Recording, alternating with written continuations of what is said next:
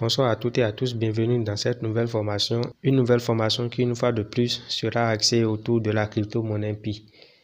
Vous n'êtes pas sans savoir que d'ici décembre, le projet serait listé et on va pouvoir se faire des échanges de Pi sur les différentes marketplaces. Les divers projets liés aux conceptions des applications sont actuellement en cours au niveau du Pi Hackathon et d'ici là, on doit pouvoir voir les résultats. Mais avant cette date, qu'est-ce qu'on peut faire pour miner le plus de Pi possible? C'est ce que nous allons voir dans cette nouvelle vidéo. Comment on peut miner en moyenne 70 voire 100 Pi par jour? Parce que plusieurs personnes m'ont interpellé sur la question. Comment il peut faire pour gagner le plus de Pi avant le mainnet? Donc je vais vous donner une petite astuce afin de pouvoir atteindre cet objectif. Mais avant de continuer, je vais vous inviter à aimer la vidéo, à la partager dans tous les réseaux Pi pour que les nouveaux pionniers soient informés parce que cette vidéo s'adresse surtout au niveau mineur. Donc c'est un secret de polichinelle que pour gagner de plus de Pi, il faut mettre son cercle de sécurité à 100%, ce qu'on a déjà vu dans la vidéo précédente.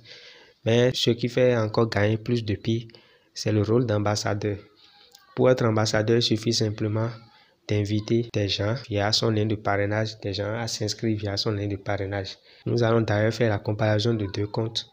Un compte qui n'a pas de filleul et un compte qui a de filleul. Vous voyez, dans ce compte, il y a seulement un membre. L'équipe de minage compte seulement un membre. Et la vitesse de minage est à 0,15 pi par heure. Dans le même temps, pour quelqu'un qui a 70 membres actifs dans son équipe de minage, la vitesse de minage est de plus de 3 pi par heure. Donc vous voyez un peu, celui qui a fait l'effort d'inviter des gens à s'inscrire via son lien de parrainage gagne forcément plus de Pi que celui qui n'a invité personne. Donc ce compte qui a 3 Pi par heure en moyenne en une journée, il a au moins 72 Pi. Donc pour gagner le plus de Pi, il faut inviter des gens via son lien de parrainage. Comment inviter des gens via son lien de parrainage, c'est la question. Il faut simplement aller dans Profil. Vous allez dans le menu, vous allez dans Profil. Et vous copiez votre lien de parrainage que vous communiquez à ceux que vous voulez inviter avec votre code de parrainage. Mais attention, il ne suffira pas d'inviter des gens n'importe comment parce que vous avez une lourde responsabilité lorsque vous êtes le parrain de quelqu'un dans le projet Pi. Vous devez l'orienter, le guider, lui montrer ce qu'on doit faire.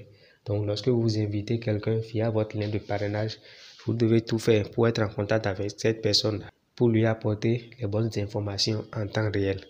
Donc il faut prendre le rôle de parrain très au sérieux afin de ne pas inviter des gens qui vont remplir votre équipe de minage.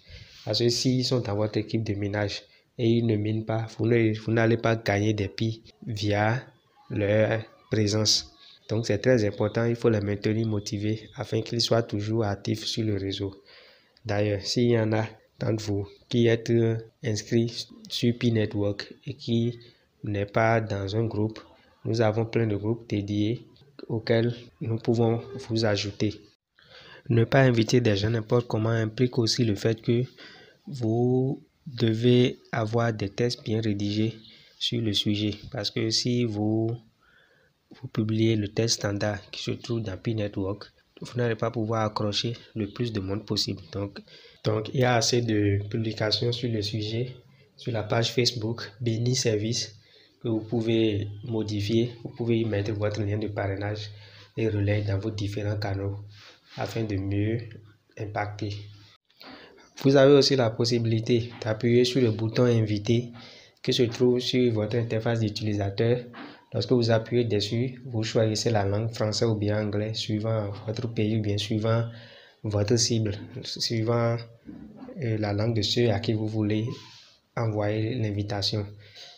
Et vous n'aurez plus qu'à choisir le canal sur lequel vous voulez diffuser votre test d'invitation. Mais cette méthode n'est pas très conseillée. Il est préférable de modifier les tests qui se trouvent sur la page Facebook Béni Service, comme je l'ai dit tantôt.